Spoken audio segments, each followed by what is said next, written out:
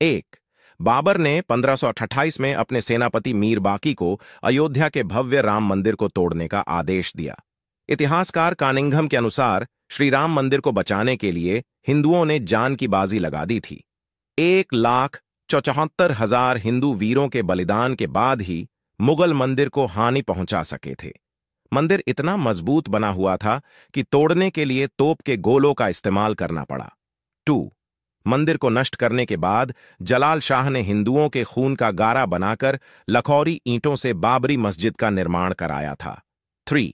भीठी नरेश मेहताब सिंह को जब मंदिर पर आक्रमण की जानकारी मिली तो उन्होंने बद्रीनाथ तीर्थयात्रा रद्द कर दी और सैनिकों के साथ मीर बाकी से जा भिड़े। 17 दिनों तक चली भीषण जंग में दोनों ओर के असंख्य सैनिक मारे गए। अंत में मेहताब सिंह समेत राम भक्त वृद्ध केहरी भी वीर गति को प्राप्त हुए। 4. हंसवर रियासत के राजा रणविजय सिंह के कुल पुरोहित देवदीन पांडे ने 70,000 योद्धाओं के साथ बाबर की सेना से श्रीराम जन्मभूमि के लिए संघर्ष किया। युद्ध में बुरी तरह से घायल हो जाने के बावजूद अनेक मुगल सैनिकों को मौत के घाट उतारा और अंत में वीर गति को प्राप्त हुए। 5.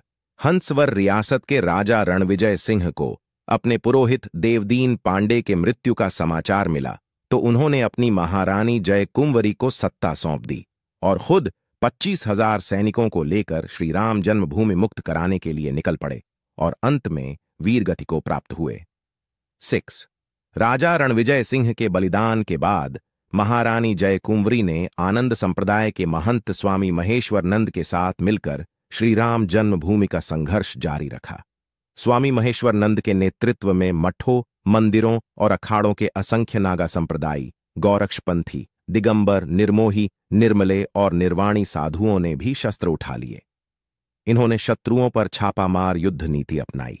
मीर बाकी इतना डर गया कि ताशकंद भाग गया। 7. हुमायूं के काल में भी महारानी जयकुंवरी और स्वामी महेश्वरानंद लगातार संघर्ष करते रहे। इन्हें 10वें युद्ध में सफलता मिली और श्रीराम जन्मभूमि 2-3 सालों तक मुगलों से मुक्त रही। बाद में दोनों योद्धा मुगलों की विशाल सेना से लड़ते हुए वीर गति को प्राप्त हुए। 8.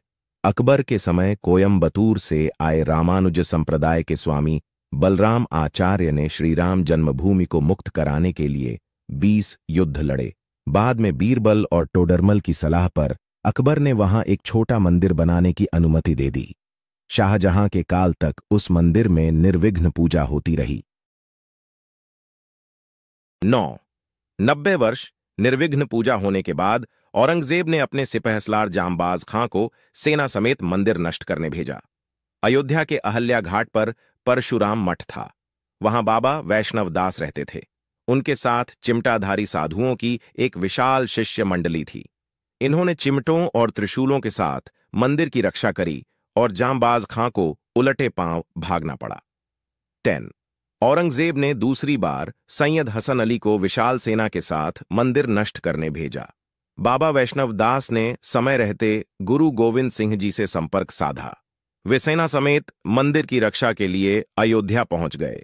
उन्होंने साधु सेना के साथ मिलकर मुगल सेना को धूल चटा दी। हसन अली सादतगंज के मोर्चे पर मारा गया। 11. 1664 में औरंगजेब ने फिर एक विशाल सेना मंदिर तोड़ने के लिए भेजी, लेकिन तब तक गुरु गोविंद सिंह भी लौट चुके थे। मुगल सेना ने चबूतरे पर बने लघु मंदिर को तोड़कर गड्ढा बना दिया, लेकिन श्रद्धालु वहीं आकर पूजा करते रहे। 12. अमेठी के राजा गुरुदत्त सिंह और पिपरा के राजकुमार सिंह ने नवाब सादत अली से श्रीराम मंदिर के लिए संघर्ष जारी रखा। हिंदुओं के लगातार हमलों से तंग आकर नवाब ने पूजा और नमाज दोनों की अनुमति दे दी। 13.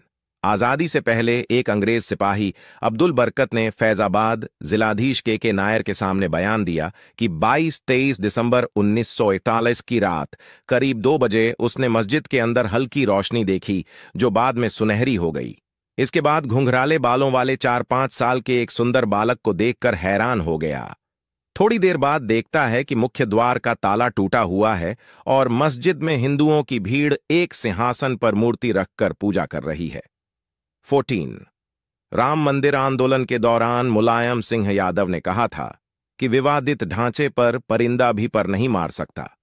30,000 से ज्यादा सुरक्षाकर्मी अयोध्या में तैनात कर दिए, लेकिन कोलकाता के कोठारी बंधुओं ने मुलायम सिंह के दावे की हवा निकाल दी।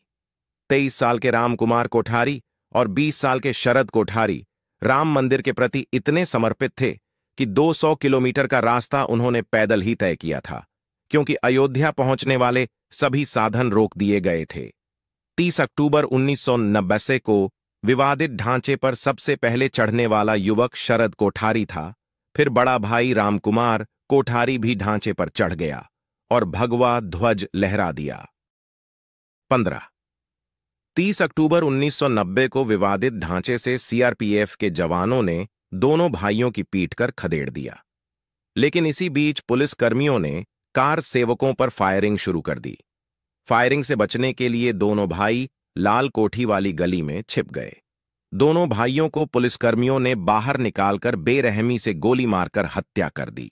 सरकारी आंकड़ों में शहीद कार सेवकों की संख्या सिर्फ 5 बताई गई है, लेकिन मृतकों की संख्या इससे कई अधिक थी। 16 श्री राम मंदिर के पक्ष में सुप्रीम कोर्ट का फैसला आने के बाद अयोध्या और आसपास के 105 गांवों के सूर्यवंशी क्षत्रिय परिवारों ने 500 साल बाद सिर पर पगड़ी और पैरों में चमड़े के जूते पहनकर अपने प्रण को पूरा किया। दरअसल इनके पूर्वजों ने 16वीं सदी में मंदिर बचाने के लिए मुगलों से युद्ध लड़ा था, लेकिन वे युद्ध हार गए थे। बता दें कि ठाकुर गजसिंह के नेतृत्व में मुगलों जंग हुई थी।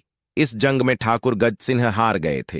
हारने के बाद गजसिंह ने श्रीराम मंदिर जन्मभूमि पर कब्जा होने तक पगड़ी व जूते न पहनने की प्रतिज्ञा ली थी।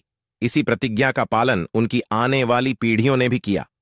17 श्रीराम मंदिर जन्मभूमि के लिए हिंदू समाज ने 78 धर्म युद्ध लड़े, जिनमें 3,50,000 से ज्यादा हिंदू वीरों ने अपने प्राणों की आहुति दी थी।